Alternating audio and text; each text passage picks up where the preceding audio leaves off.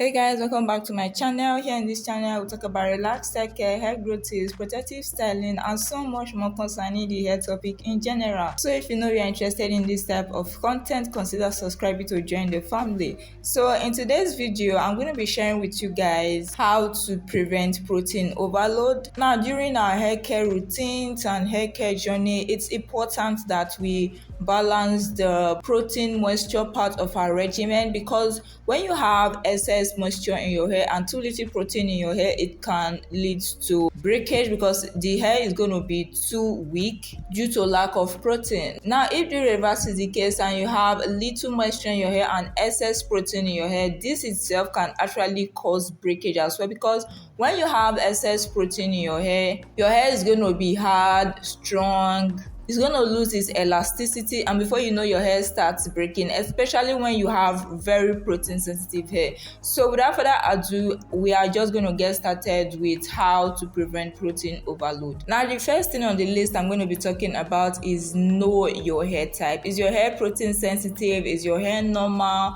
Or does your hair usually require a lot of protein for it to thrive? Knowing your hair type is actually the number one thing you should put into consideration, because it's going to determine how frequently you should carry out your protein conditioners, what type of moisturizer you should use, and if you should use more moisture-based products and try to avoid protein products as much as possible. So knowing your hair type is going to lead you and guide you on which products to use and on which routines to use. Now, like I said, there are three types: protein sensitive hair, the normal hair type, and hair type that requires a lot of protein. Now, to know which group you belong to, you just have to examine and observe your hair type.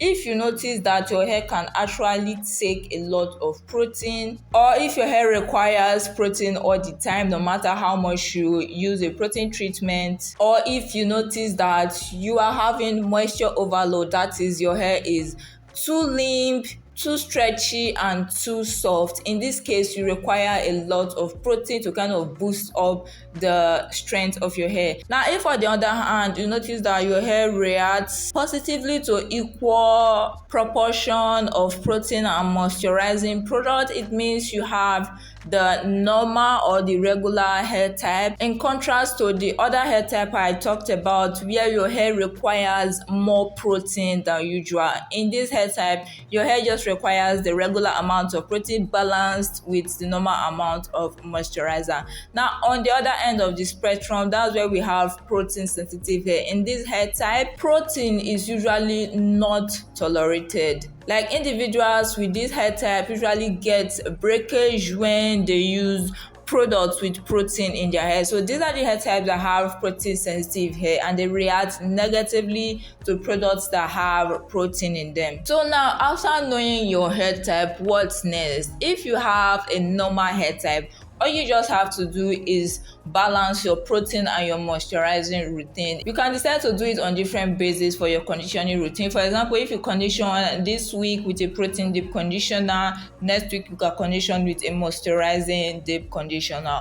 Or you can go ahead and condition on the same day with a protein deep conditioner first, then you follow it with a moisturizing deep conditioner. This is what I usually do. I use 2 deep conditioners when I'm conditioning my hair. I use the Profectiv Mega Grow Deep Conditioner as a protein deep conditioner, and I use the Organics Hair Mayonnaise Deep Conditioner as a moisturizing deep conditioner. Yeah, I know so many people say this conditioner is usually a protein deep conditioner, but I noticed that when I use it on my hair, it gives my hair a moisturizing effect. So that's when I started using it as a moisturizing deep conditioner. Like I said, the best teacher of hair care for your hair is going to be your hair. So when I noticed that my hair loved it as a moisturizing deep conditioner, I used it as a moisturizing deep conditioner.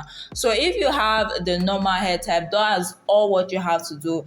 Alternate your moisturizing and your protein deep conditioning, because if your hair is normal and you use one conditioner more than the other, your hair is going to tilt towards that direction. If you use more protein products on your hair than the moisturizing products, your hair is going to come down with protein overload. And if you use more moisturizing products compared to protein products, your hair is going to become limp, too soft, weak, and start breaking. So if you have normal hair type, you have to balance your moisturizing and protein deep conditioning. Now moving on, if you have protein sensitive hair, you have to be very careful about your hair care and about the products you use for your hair. If you have protein sensitive hair, it means that there is a high probability that your hair will not tolerate protein products that much. So what you want to do here is use a lot of moisturizing products. You are still going to use protein product, but not that much compared to moisturizing products. So you are going to be using more moisturizing products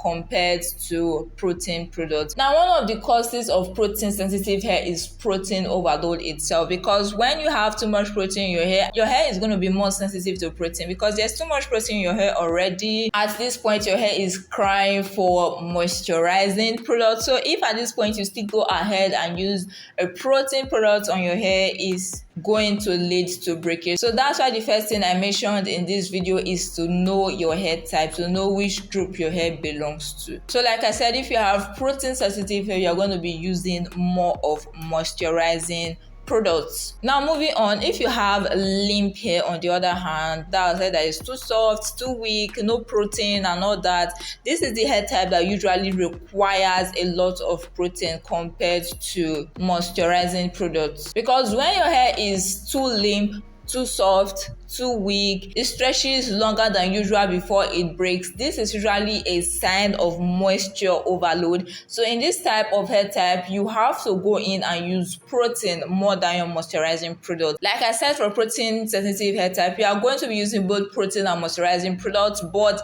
you are going to be using protein products more compared to moisturizing products to get your hair back to its normal state. So that's it for the deep conditioning.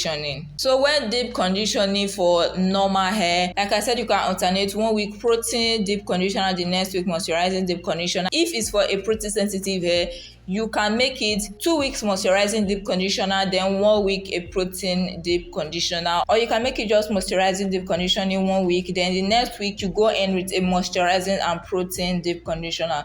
Then for the hair that is too lean and that has moisture overload, you can go ahead and do protein deep conditioning 2 weeks and then moisturizing deep conditioning 1 week, or you can go ahead and do only protein deep conditioning 1 week and then the next week you combine both a moisturizing and protein deep conditioner. Now outside deep conditioners, when you are going to be using your moisturizers, all these things I've said apply to moisturizers as well.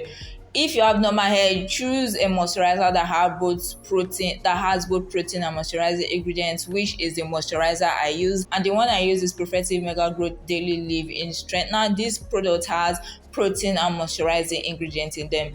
Most people with protein sensitive hair say they don't use this moisturizer because of the protein in them. So if you have protein sensitive hair, you are going to be looking for a moisturizer that has only moisturizing ingredients. If you have hair that is too limp, you're going to be looking for a moisturizer that has more protein ingredients than moisturizing ingredients. Now, to know which product is moisturizing or which product has protein ingredients in them, I already made a video on this topic, so you can check out that video if you are interested. If I can find the video, I'll make sure to link it down in the description box below. Now, the next thing I'm going to talk about is always check before choosing products. Always check before buying products. The fact that this product worked for your neighbor's hair and made her hair longer does not mean that it's going to work for you. If you guys have different hair types, if she has protein sensitive hair and she's using only moisturizing products for her hair, you can't go on and use that product on your hair. If you have hair that is suffering from moisture overload and you expect everything to come out fine,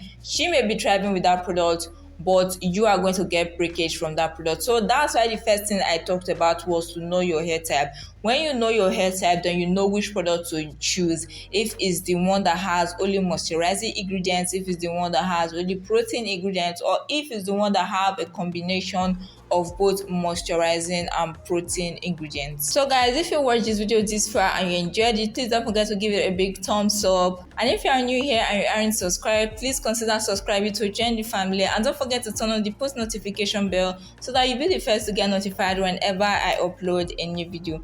So yeah guys, that's it for this video. Thank you so much for watching, and I'll see you in my next video.